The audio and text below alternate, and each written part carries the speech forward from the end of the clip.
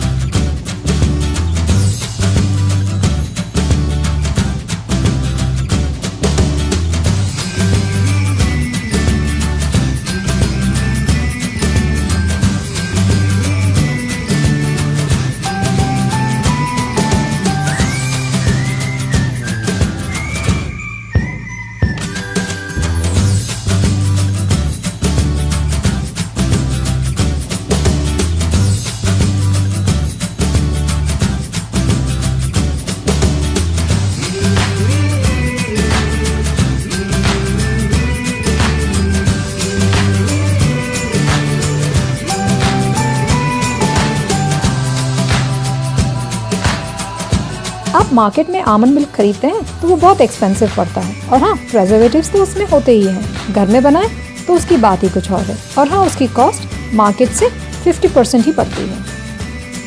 मुझे उम्मीद है आपको ये रेसिपी पसंद आएगी। यदि रेसिपी पसंद आए तो वीडियो को लाइक करिए, चैनल को सब्सक्राइब करिए और वीडियो को शेयर करिए। और हाँ, कोई कॉमेंट्स है तो ज़रूर मेंशन करिए।